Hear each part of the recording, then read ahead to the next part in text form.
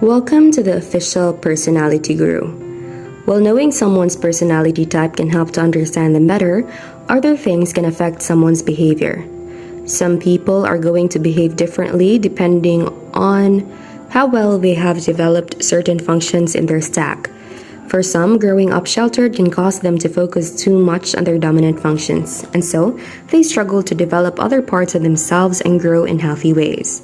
Being sheltered separates people from the world around them, and so their views can sometimes be altered because of this. Today, let's talk about INFJ sheltered and what being sheltered does to the INFJ personality. Before we start, make sure to subscribe to the Official Personality Guru and ring the bell icon to get regular updates on our latest uploads. And if you like this video, click the thumbs up button and share it with your friends. Being sheltered can affect the INFJ growing up since it closes them off from growing their weaker functions. The INFJ who has been sheltered loses that connection with the real world, which is challenging since they can already be caught up inside of their inner world. While being someone who is inside of their minds is not at all a bad thing, when the INFJ is sheltered, this combination can make their life much more difficult growing up. Being sheltered isn't healthy for any personality type, but it can be something that forces the INFJ to become trapped inside of their comfort zone. Most people in the world feel misunderstood sometimes, or at times. However, INFJs in particular have a hard time finding people who truly get them. According to the most current MBTI manual, INFJs make up only 2.3% of the US population. They often struggle to communicate their ideas and visions because so few people process information the same way they do. Their intuition is introverted, so their ideas and insights are often seen as symbols or pictures inside their mind. Trying to express those ideas and images can be a struggle, and they frequently get shrugs or confused reactions rather than the acceptance or curiosity. As a result, many INFJs are highly self-critical and may even feel that there is something wrong with them mentally. They may keep their inner world as a secret and feel afraid to open up to anyone. The sheltered INFJ. When the INFJ has been sheltered and not allowed to experience things in life, they might struggle to accept any kind of failure or disappointment. Since they haven't been put outside of their comfort zone, the INFJ struggle to step outside of this and themselves. When they do try things and they don't turn out as they hope or expect, they struggle to cope with the results. When the INFJ cannot seem to get things to turn out perfect, they become hard on themselves and the people around them. They feel the disappointment far too deeply and don't know how to handle these feelings or cope with them properly. They feel overwhelmed and might want to retreat for a long period, even lashing out at the people closest to them. While the INFJ does not intend to react this way, they simply haven't learned how to handle disappointment in terms of a step they need to take towards moving forward. The INFJ may struggle to overcome the challenges and hurdles and will want to give up entirely. They often want to seek refuge in the world and don't want to venture out again and try new things. The sheltered INFJ does struggle with trying new things and will likely complain when they are forced to. They become fearful of how the situation will turn out, and so they don't even want to risk negative emotions. Instead, they try to stick with things they know are used to, instead of venturing out. This can make the INFJ seem very closed off to new people and new experiences. They are likely not very happy about this stagnancy, but don't feel comfortable trying to escape it. The sheltered INFJ find themselves getting stuck in habits and not wanting to take any risks, which might end up hurting them in the end.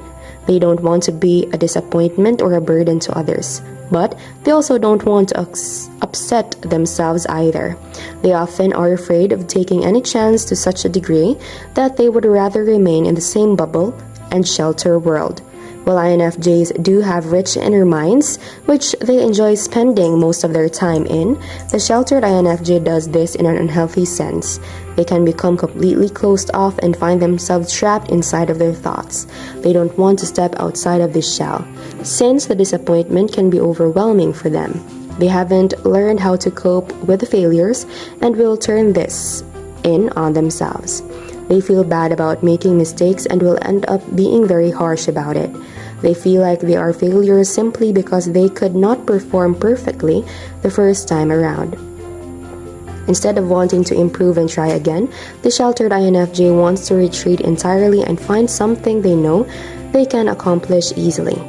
They become afraid of venturing outside of their little world, creating a reality that can be rather disconnected. They don't necessarily see things how they are. Instead, they have a closed-off mindset that is very caught up in their world and sense of reality. This trait shows up often in people who have only recently discovered their INFJ type. It's pretty normal for INFJs to feel misunderstood in early life because so few people are similar to them. When they finally do discover that there's an answer for all their confusion, they can swing too far in the other direction and start believing that they are the best empaths, the best personality type, the most insightful. They start looking down on commoners, other more common personality types, and give off an air of pretension and snobbery. Not very empathic or insightful, to be honest. When INFJs are in a NITI loop, they get so fixated on theorizing about the future and keeping to themselves that they lose touch with the human condition and the real world around them. The INFJ's auxiliary function, extroverted feeling, FE, is what keeps them connected to events and people around them. Even the inferior function, or extroverted sensing, or SE, helps INFJs to be more grounded and in touch with facts and relevant ideas. How about you as an INFJ or any other personality type?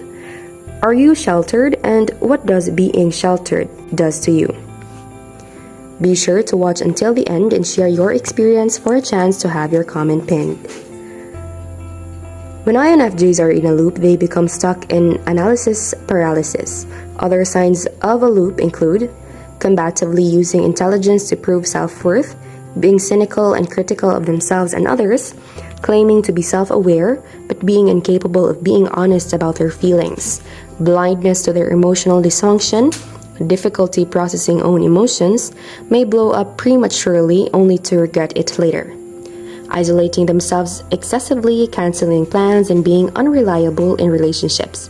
And lastly, being clumsy and or oblivious more often than not. INFJs crave harmonious, positive interactions with people.